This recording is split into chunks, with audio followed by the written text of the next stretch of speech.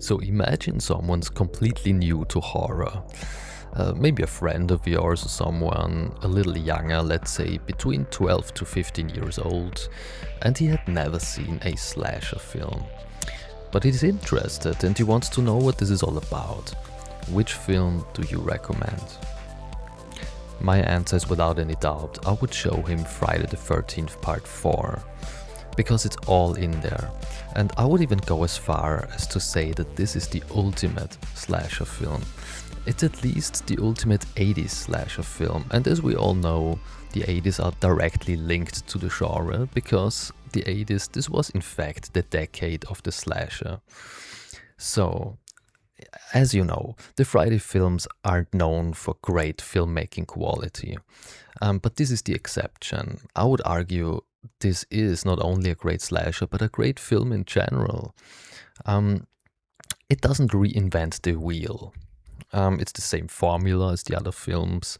We got a group of teenagers deep in the woods. They got stalked and gruesomely killed by Jason. And we got our final girl. And there's a final confrontation between her and the killer. So it's all the same. But the difference is, this is made with competence. This is a very well directed film.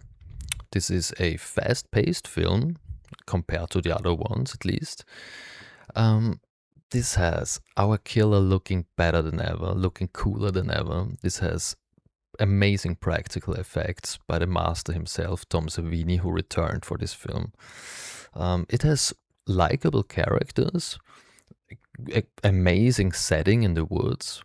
It looks like money compared to the other ones. It has great music. Um, it, it's all in there. Every time they marked slasher films in pop culture, maybe in other movies or something. You got those cliches. You got the masked killer in the woods and the teenagers, and they give him a chainsaw usually or something. Those cliches, it all comes from films like this one. Because it's iconic. So Joseph Zito directed this film, and I think he did a very well job with this. The whole film has a great atmosphere. It's a lot darker and grittier than the other films. It feels and looks a lot darker. I think it's very well lit. A lot of dark shadows everywhere. It looks a little dirty. It feels a little dirty. And yeah, a little unsettling. And I think Zito did an amazing job in terms of atmosphere, especially, and that's very important for those films. I also think they got a bigger budget for this film than for the other ones. At least it looks like it. It looks all a little bigger, a little better, a little more cinematic, let's say. Then, as I mentioned, Tom Savini returned for the practical effects. And horror fans know the man as being one of the most iconic makeup artists in movie history.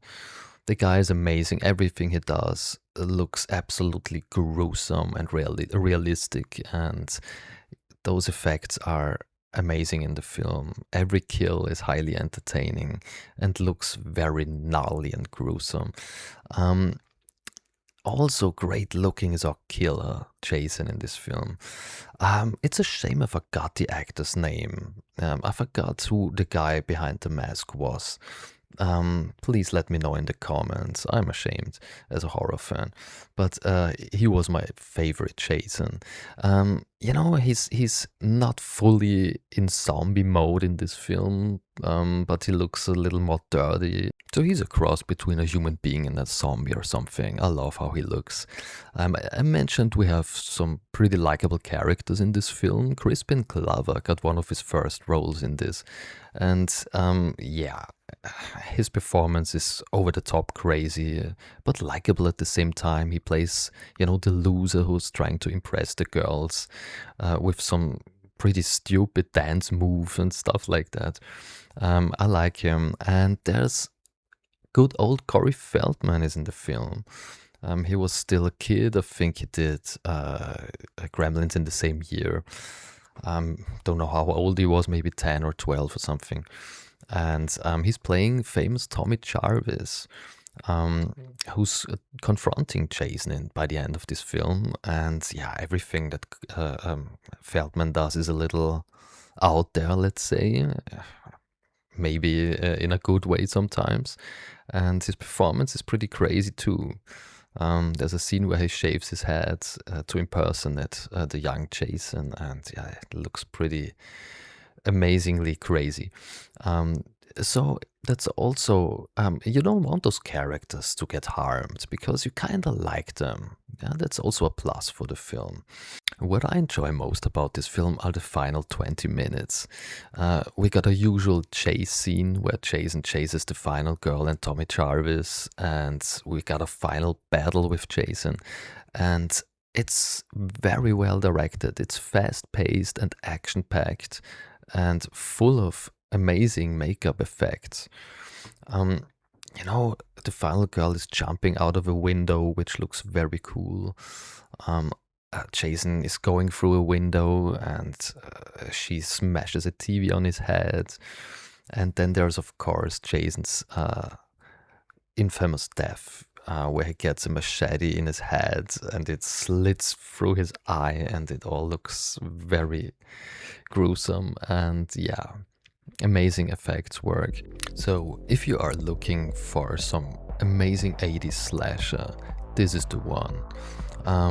This is the ultimate 80s slasher film for many reasons. And if you haven't ever seen it, please do yourself a favor. I know those films have a bad reputation, but it is not a bad film. It's really great. If you're a horror fan and you haven't ever seen Friday the 13th Part 4, the final chapter, I highly encourage you to do so. Please, give it a try. Thank you for watching, love you, and see you very soon.